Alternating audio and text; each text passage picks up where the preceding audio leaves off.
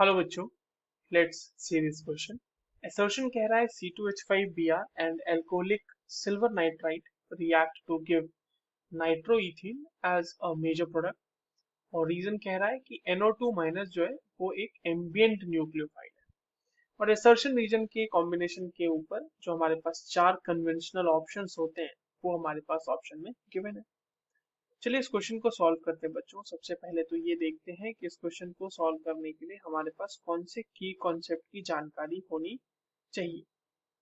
देखिए, की कॉन्सेप्ट की अगर हम बात करें तो यहाँ पर हमारे पास जो न्यूक्लियोफिलिक सब्स्टिट्यूशन रिएक्शन होता है उसके बारे में चीजें पता होना चाहिए, और हमारे पास न्यूक्लियोफाइल का आइडिया होना चाहिए। ठीक है, एम्बिएंट न्यूक्लियोफाइल उसमें हमारे पास ऑब्वियसली कहा गया है, तो वो हम देखते हैं। न्यूक्लियोफिलिक सब्स्टिट्यूशन रिएक्शन, ठीक है। जो रिएक्शन हमारे पास प्रेजेंटेड है, चलिए उसको सॉल्व करते हैं। कहा जा रहा है कि इथाइल ब्रोमाइड का रिएक्शन करा रहे हैं एल्कोहलिक AgNO2 के साथ। तो C2H5Br है हमारे पास, और इसका रिएक्शन हम करा रहे हैं AgNO2 एल्कोहलिक के साथ।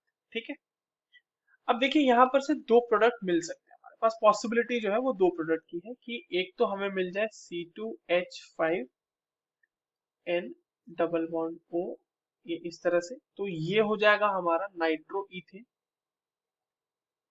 ठीक है, नाइट्रो इथेन।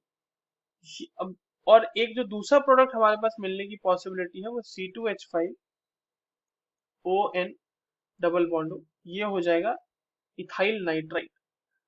इसको आप हाँ, तो ये हो जाएगा हमारा इथाइल नाइट्राइट। चलिए अब इन दोनों में देखते हैं मेजर प्रोडक्ट कौन है।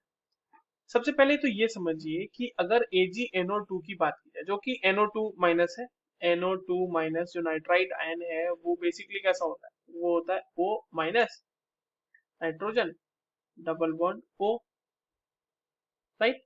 तो ये हो गया हमारा नाइट्राइट आयन यहाँ पे। अब एक चीज यहाँ पे समझने वाली बात ये है कि इससे दो ऐसे मतलब हमारे पास सेंटर है जहां पर से न्यूक्लियोफिलिक अटैक हो सकता है। कहाँ कहाँ से, एक तो ये O माइनस से न्यूक्लियोफिलिक अटैक हो सकता है, और दूसरा इस नाइट्रोजन के लोन पेयर की वजह से न्यूक्लियोफिलिक अटैक हमारा हो सकता है, राइट। तो दो पोजीशन है हमारे पास, मगर इसमें से एक समय पे कोई एक ही अटैक करेगा ना, सेंटर अटैक करेगा। तो जो ऐसे न्यूक्लियोफाइल्स होते हैं जहां पे हमारे पास एक से ज्यादा ऐसे सेंटर्स हो जहां पर से न्यूक्लियोफिलिक अटैक्स पॉसिबल है, तो उनको हम एम्बिएंट न्यूक्लियोफाइल्स बोलते हैं।